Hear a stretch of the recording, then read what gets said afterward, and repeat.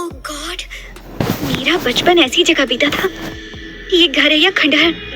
इस जगह को देखकर तो ऐसा लगता है जैसे यहाँ इंसान नहीं बल्कि शैतान रहते हो।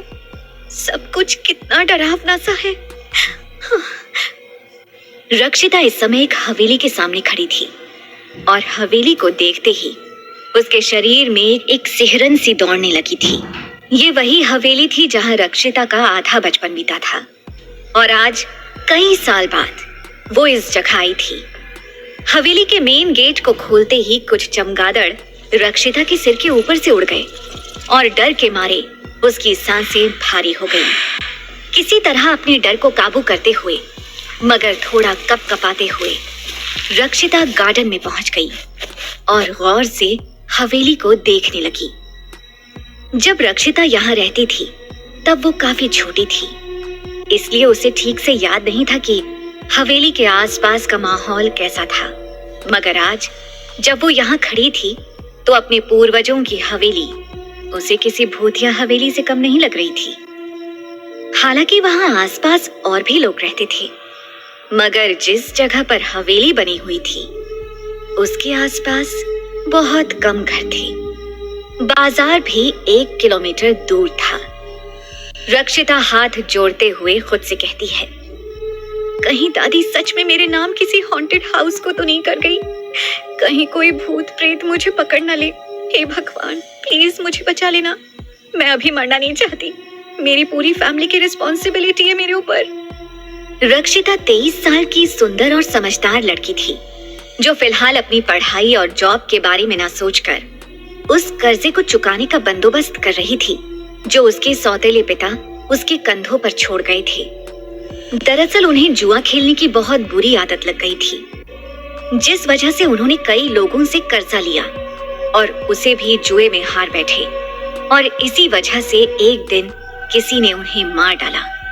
अब न सिर्फ रक्षिता के ऊपर ये कर्जा आ गया था, बल्कि इसके साथ साथ उसे अपनी बीमार माँ का इलाज भी करवाना था और 2 छोटे भाई बहन का ध्यान भी रखना था। नौकरी न होने के कारण रक्षिता ने फैसला किया कि वो अपने पूर्वजों की इस हवेली को बेच देगी, जो मरने से पहले उसकी दादी उसके नाम कर गई थी। इस हवेली को रक्षिता बेचना तो नहीं चाहती थी, मगर उसके पास इसके अलावा कोई रास्ता भी नहीं था। इसलिए जब किसी ने हवेली को खरीदने में इंटरेस्ट दिखाया तो रक्षिता भी बिना किसी देरी के उसे साफ करने पहुंच गई। पर अब गेट के अंदर की दुनिया उसे डरा रही थी। एक तरफ चांद की रोशनी में खंडहर हवेली बहुत सुंदर तो लग रही थी, पर हवा में एक ठंडी नमी थी, वैसी नमी जो कपड़ों में बस जाती है।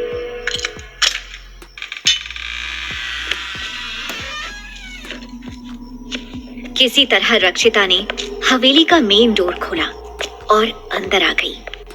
चारों ओर धूल ही धूल थी।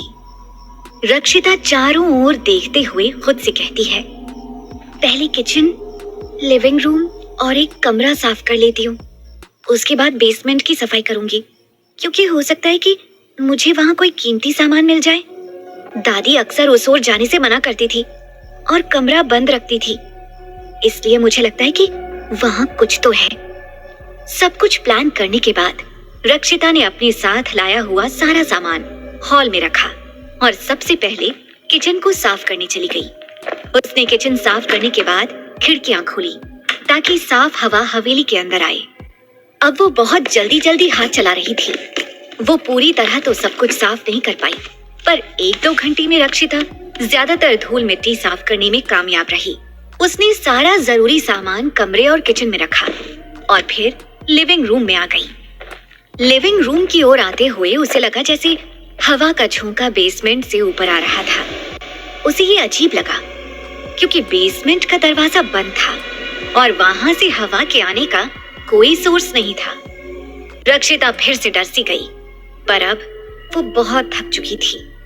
रक्षिता ने अपने माथे का पसीना पोंछते हुए कहा, उफ, मन तो हो रहा है कि यहीं सो जाऊं, मगर काम ज्यादा है और समय कम।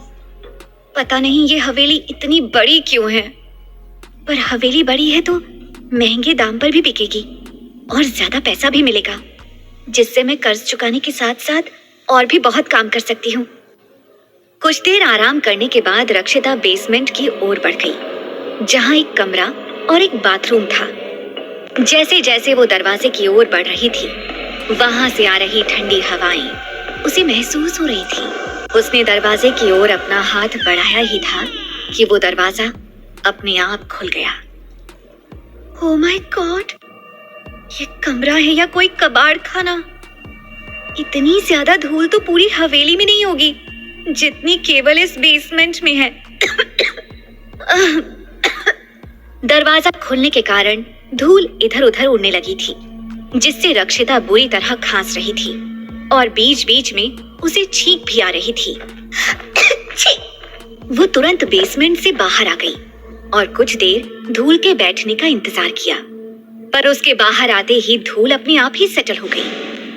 डैम इट, ये धूल अचानक कैसे सेटल हो गई? अभी तो यहाँ इतनी धूल थी कि मुझे लगा मुझे कहीं एलर्जी ना हो जाए। पर चलो कोई नहीं, सफाई तो अब भी बहुत लगेगी। पता नहीं कौन सी सदी से ये बेसमेंट बंद पड़ा हुआ है और ना जाने कितने दिन लगेंगे इसकी सफाई में। कुछ भी हो, मुझे जल्दी से जल्दी ये हवेली साफ करनी ही होगी। कुछ दिन बाद मिस्टर गुप्ता इस हवेली को देखने आएंगे, इसलिए उनके आने से पहले ये हवेली साफ सुथरी होनी जरूरी है ताकि वो ठीक से टूर ले सके। साफ सफाई के दौरान रक्षिता ने कुछ बक्से और संदूकों पर नजर डाली। वैसे तो मुझे पूरा यकीन है कि उनमें भी कचरा ही होगा, मगर ऐसा भी हो सकता है कि इसमें दादी की कोई कीमती चीज पड़ी हो।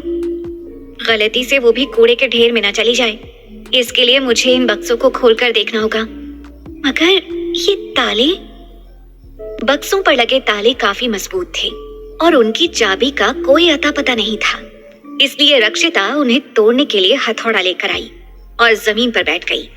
तभी अपने आप उन डब्बों के ढेर से एक संदूक उसके पैर के पास आकर गिरा। संदूक थोड़ा बड़ा था, तो उसके गिरने की आवाज से रक्षिता को दोबारा वही सिरहन उसके गले के पास महसूस हुई। ऐसा महसूस हो रहा था जैसे ये संदूक रक्षिता को अपनी ओर बुला रहा हो। तो रक्षिता ने पहले इसी संदूक को खोलने का फैसला किया। उसने संदूक को सही ढंग से अपने सामने रखा और हल्के हाथों से हथौड़ा ताले पर दे मारा। हथौड़े ने अभी ताले को ठीक से छुआ भी नहीं था, मगर उससे पहले ही संदूक का ताला टूटकर बिखर गया। संदूक के खुलते ही काफी सारी धूल उड़कर रक्षिता की आंख और नाक में चली गई। छी, छी, कितनी गंदगी है। आउच, मेरी आंखें। बड़ी देर तक अपनी आंखों को मसलने के बाद रक्षिता को थोड़ा सुकून मिला और उसने बड़े ध्यान से वो संदूक टटोला, जिसमें कुछ किताबें रखी हुई थी। ये काफी पुरानी किताबें थी और रक्षिता ने ये पूरा ही संदूक कूड़े में फेंकने का मन बना लिया था, मगर अचानक उसके हाथ एक डब्बा लगा जो संदूक के कोने में पड़ा था। रक्षिता ने वो डब्बा उठाया और उसे मोबाइल की फ्लैश लाइट जलाकर देखा। वो डब्बा काफी कीमती लग रहा था, मगर उस पर काफी धूल लगी हुई थी, जिस कारण डब्बे की चमक कहीं गायब हो गई थी। रक्षिता को याद आया कि उसकी दादी इस बेसमेंट का दरवाजा लॉक करके रखती थी और जब रक्षिता उनसे इस बारे में पूछती थी तो वो कहती थी, हर दरवाजे का ताला खोलना जरूरी नहीं होता है, कुछ चीजें बंद करके और सहेज कर ही रखी जाएं तो ही अच्छा होता है। रक्षिता कुछ देर तक यही सोचती रह गई कि वो ये डब्बा खोले या ना खोले, पर फिर उसने सोचा, वैसे भी ये सारा सामान या तो कचरे में जाएगा या मेरे किसी काम आएगा। अब जब तक मुझे पता नहीं लगेगा कि इस कमरे में क्या क्या है, तब तक मैं कचरे और कीमती सामान के बीच का फर्क कैसे पता करूंगी? मेरे ख्याल से तो मुझे सब कुछ खोलकर देख लेना चाहिए। इस ख्याल के साथ रक्षिता ने उस डब्बे को खोला और तुरंत अपनी आंखें बंद कर ली, क्योंकि डब्बे के अंदर एक अंगूठी रखी हुई थी जो फ्लैश लाइट से आ रही रोशनी में कुछ ज्यादा ही चमक रही थी। ओह माय गॉड, कितनी सुंदर अंगूठी है ये हीरे काफी कीमती लगते हैं और इस अंगूठी का स्टाइल भी काफी यूनिक है, पर ये जितनी सुंदर है उतनी ही डरावनी भी। रक्षिता ने ऐसा इसलिए कहा क्योंकि वो अंगूठी काले रंग की थी। उस अंगूठी पर एक चेहरा बना हुआ था, एक औरत का चेहरा जिसकी आंखें लाल थी। ये कोई नॉर्मल लेडी नहीं, बल्कि एक डेविल क्वीन लग रही थी। उस अंगूठी पर काले हीरे जड़े हुए थे जो काफी रेयर थे। ये अंगूठी काफी पुरानी थी, मगर इसकी चमक अभी भी बरकरार थी, सिवाय उन 2 लाल हीरों के जो काफी फीके लग रहे थे। कुछ तो खास था उस अंगूठी में, जिसके कारण रक्षिता उस ओर खींची चली जा रही थी।